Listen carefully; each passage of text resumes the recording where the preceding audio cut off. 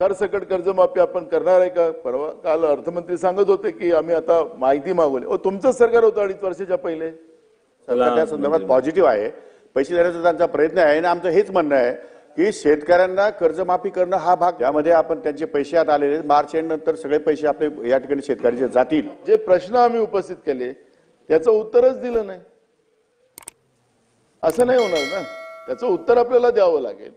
आणि राहिलं कोकटे साहेब, आपल्या कृषी विभागामध्ये आपण खतामध्ये जे लिंकिंगचं जे लूट चाललेली आहे शेतकऱ्यांची, त्याला आपण थांबवायलाच अपयशी ठरलेलो.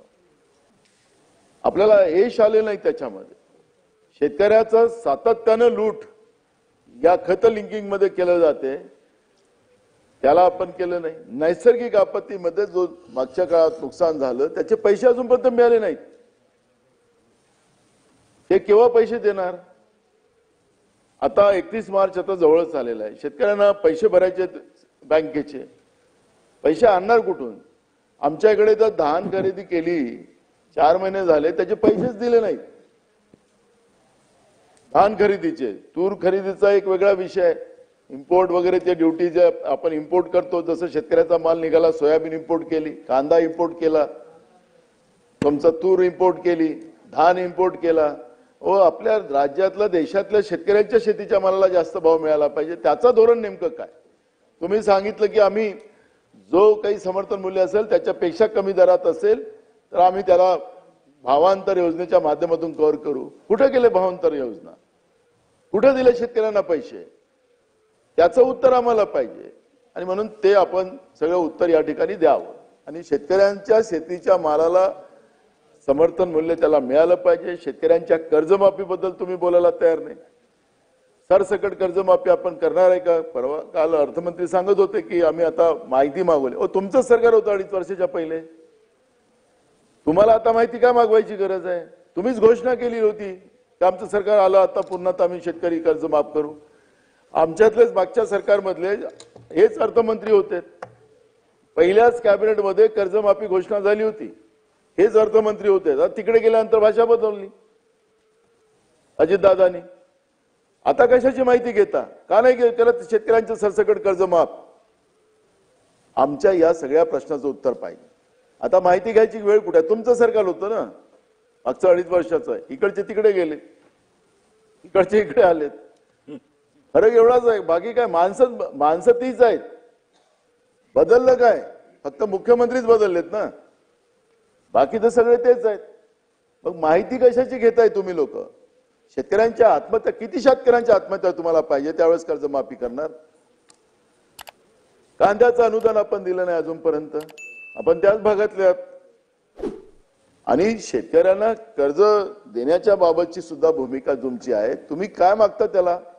आता तर तुम्ही मागच्या वेळेस मुख्यमंत्री मोदयांनी जाहीर केलं की त्याला आता सगळ्या बँकेचं त्याला काय म्हणते त्याचं सिबिल, ते सिबिलच लागणार नाही असं मुख्यमंत्र्यांनी जाहीर केलं. पण बँका ऐकायला तयार नाही.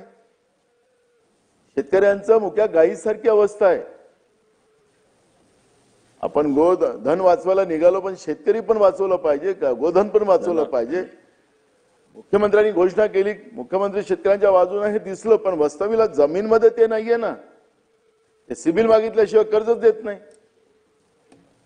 आणि म्हणून आम्हाला तुम्हाला विनंती आहे की या सगळ्या प्रस्तावामध्ये अध्यक्ष महाराज आमचे उत्तर काही याच्यामध्ये आले नाहीयेत. याच्या वनमंत्री राहिले नाहीत, हे गेलेत. म्हणजे मी तुम्हाला मगाशी विभाग सांगितलंय त्याच्या उत्तरच आले नाही. आणि म्हणून आपण हे सगळे आयुध बोथड करू नका असं मी माननीय अध्यक्षांना त्या दिवसापासून सांगतो, पहिल्या दिवशीपासून. सुधीर भाऊचे तेच म्हणणं आहे. आखरी कामकाजाच्या पद्धती ठरलेल्या आहेत आपल्या.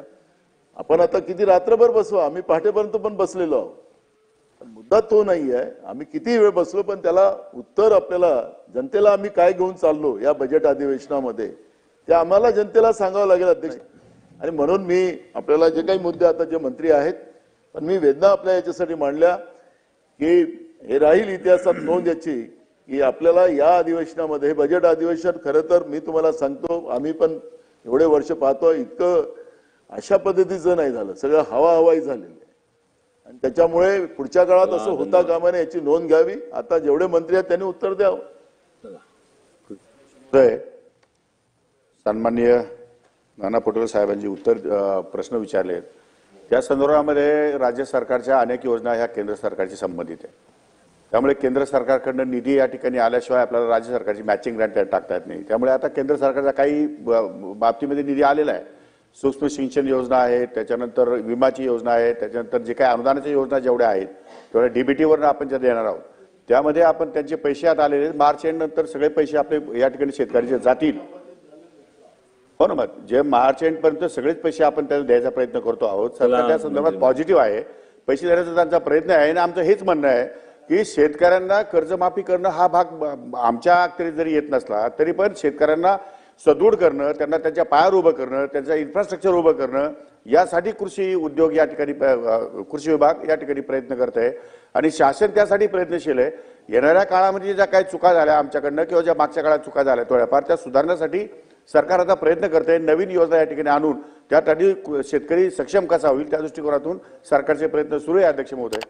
त्यामुळे मला असं वाटतं की हे ज्या थोड्याफार कमतरता दिसते ते पुढच्या काळात यांना दिसणार नाही. दोन्ही प्रस्तावावर सभागृहांनी विचार केलाय. Automate workflows without a single line of code. You are in command with one-click end-to-end deployment on a VPS with Hostinger. Create custom nodes and automation templates at lightning speed on a secure VPS. Using a pre-installed end-to-end application to master flexible workflows. Explore risk-free with our 30-day money-back guarantee and live support whenever you need it. Go to Hostinger.in to get end-to-end VPS hosting at a cost 3 times cheaper than a cloud solution. Trusted by millions. Hostinger 3.2 online.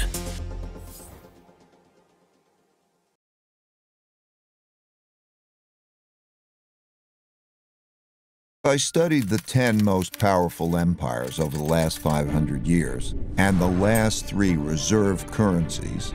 It took me through the rise and decline of the Dutch Empire and the guilder, the British Empire and the pound, the rise and early decline in the United States Empire and the dollar, and the decline and rise of the Chinese Empire and its currencies, as well as the rise and decline of the Spanish, German, French, Indian, Japanese, Russian, and Ottoman empires, along with their significant conflicts, as measured in this chart. To understand China's patterns better, I also studied the rise and fall of Chinese dynasties and their monies back to the year 600. Because looking at all these measures at once can be confusing, I'll focus on the 4 most important ones: the Dutch, British, US, and Chinese. You'll quickly notice the pattern. Now let's simplify the form a bit. As you can see, they transpired in overlapping cycles that lasted about 250 years, with 10 to 20-year transition periods between them. Typically, these transitions have been periods of great conflict because leading powers don't decline without a fight. So how am I measuring an empire's power? In this study, I used 8 metrics. Each country's measure of total power is derived by averaging them together.